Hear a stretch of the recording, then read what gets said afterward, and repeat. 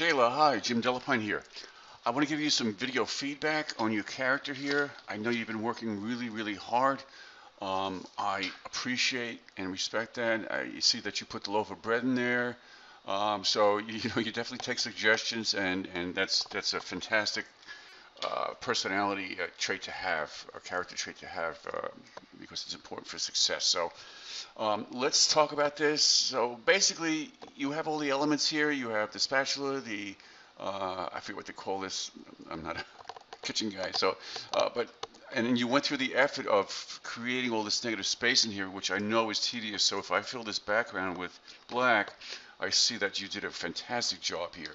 All right, if I zoom in, actually, let me tell you what I'm doing as I proceed. So these are tips here. So I filled in the background layer by, first of all, let me undo that. Okay, so if you have colors up here, just to get you any default color, if you hit the letter D, that gives you default black foreground, white background. Okay, to swap them, hit the letter X. Okay, so I want to fill in the background with black.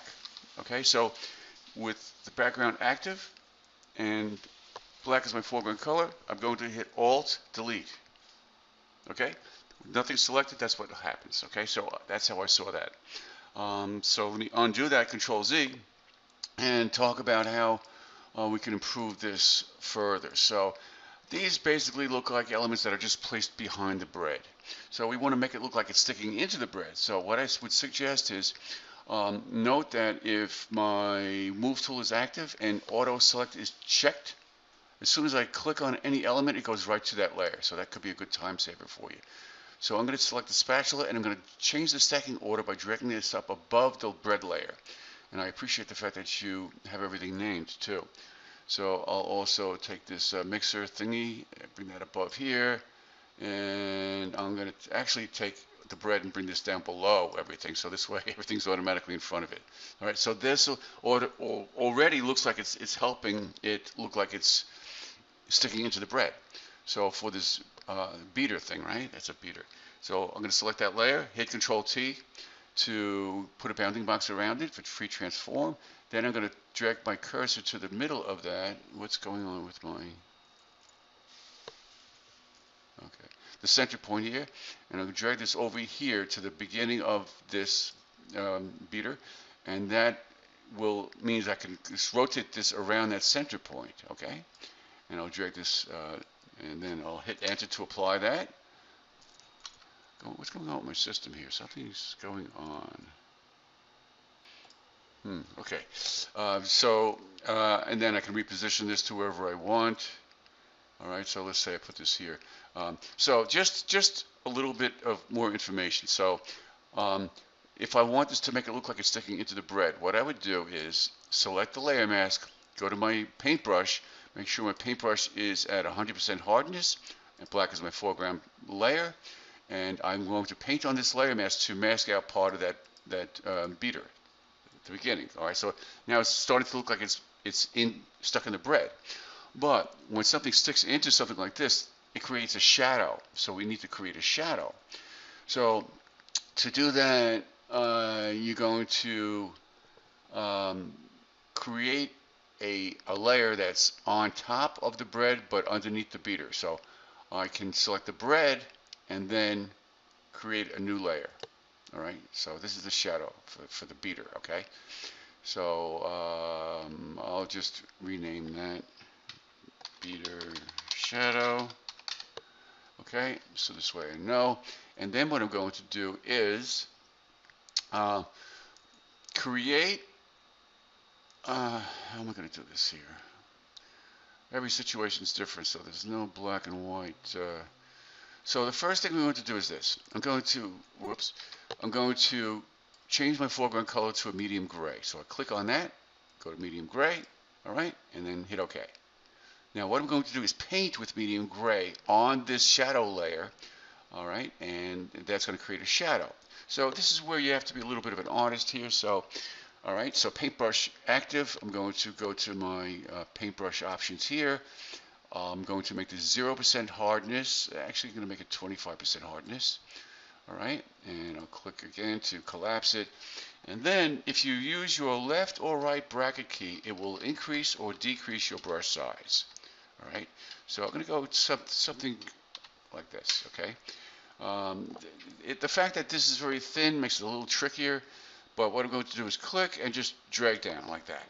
All right, I just did that by hand, okay? So, um, so it looks like nothing really.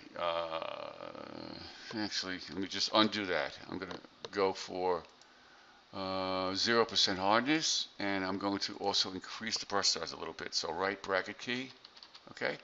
Now I'm going to click here, and actually I'm going to click and drag down, okay? Well, actually, let me do something different. I'm going to also control click on the layer mask for the bread. All right, that creates a selection around the bread. So now anything I paint, see, will stay inside that selection.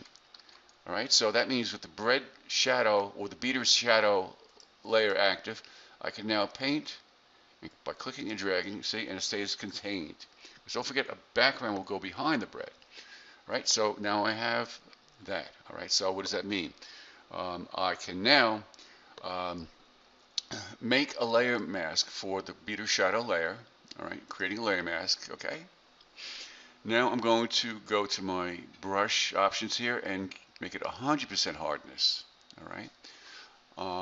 And I'm going to mask out part of this so that the shadow looks harsh or hard edged at the beginning and then softens out as it gets further away from where it touches the bread. But first I'm going to change the blending mode. All right, any shadow layer should be in a blending mode of multiply. So go to the drop down menu here, go to multiply. Okay, this is now a true shadow as opposed to gray paint on top of it. Okay, think of it that way. All right, so that's a true shadow, and you can also control it further by decreasing the opacity if you want. Okay, so I'll just decrease it by 87%, works for me. All right, so now I'm going to zoom in, and I want to make this more realistic looking because, as I said, where something touches the surface, the shadow has a harder edge, and as it gets further away, it dissipates. This is not the best example in this situation, but it's understandable. You'll see. So actually, I'm not going to make it 100%. I'll make it like 90%.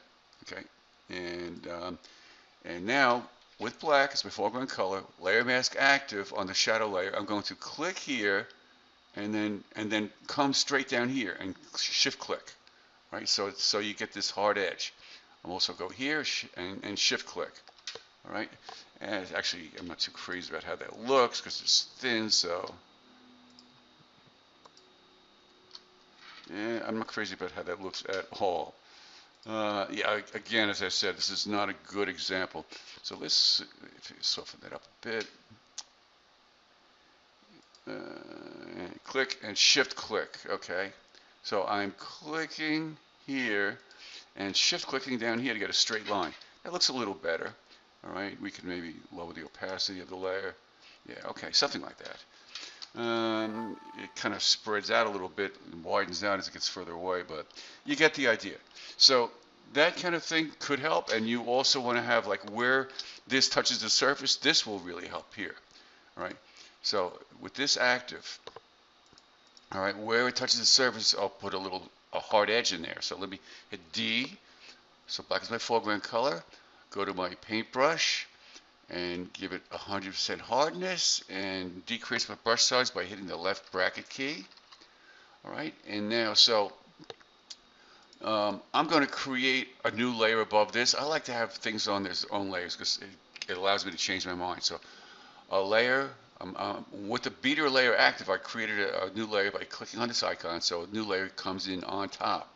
All right. Then what I'm going to do is control click on the beater layer mask. That gives it a selection. All right. A little tip. Control H will hide that selection. Control H for hide. It's still an active selection, but it's hidden. It just allows me to see better what I want to do.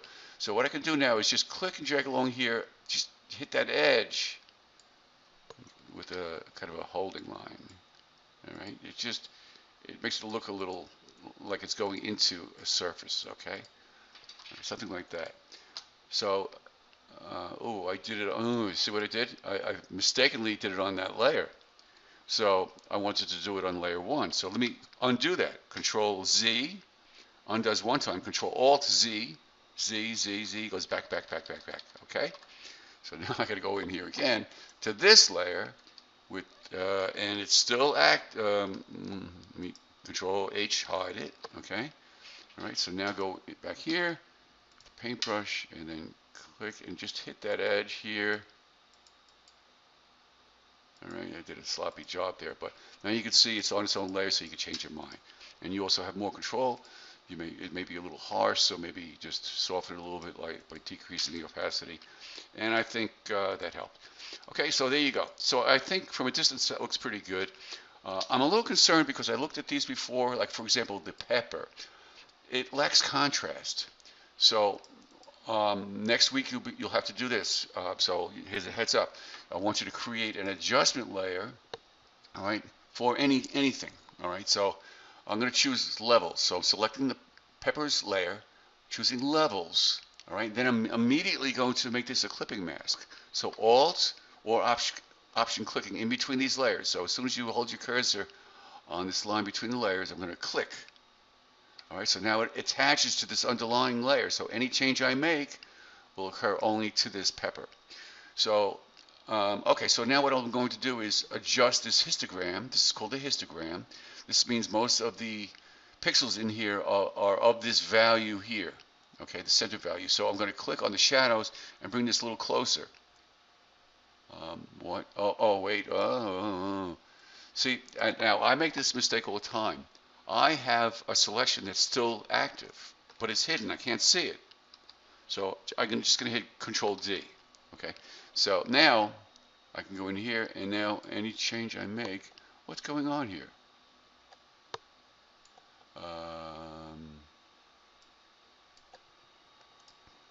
Okay, what was going on was something I don't understand, but it looks like these pictures have already been adjusted or edited because I'm getting this flat line here on the histogram. So, for example, so if I trash this, okay, I'm going to create an adjustment layer for levels, all right? I'm immediately going to Alt-click in between the layers to make it a clipping mask. If I don't, it'll affect all of the underlying layers. Now, the histogram isn't showing, it's showing flat, which is very unusual. But notice this is only affecting that one layer. So I don't know what to say about that. I just, yeah, I don't know. It has to do with the photos automatically being edited by a built-in software program. I don't know. Something maybe in your camera. I don't know. But let's try something else now. I'm going to now see a combination of adjustment layers may work. So let me try brightness contrast. All right, and increase the contrast. I don't know. Yeah, I don't know.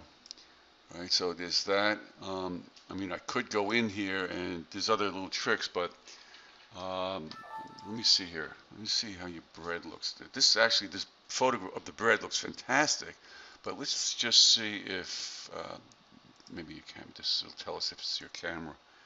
We'll click. Yeah, these are already automatically edited, and for I don't know why. I don't know why, but all right. So I've shown you the shadow and how to make it look like it's attached. You may want to think of something that will attach the pepper to the bread, something that will stick into the pepper and into the bread. All right. All right. Oh, I've gone on way too long, but you deserve it. All right. Good job. Take care.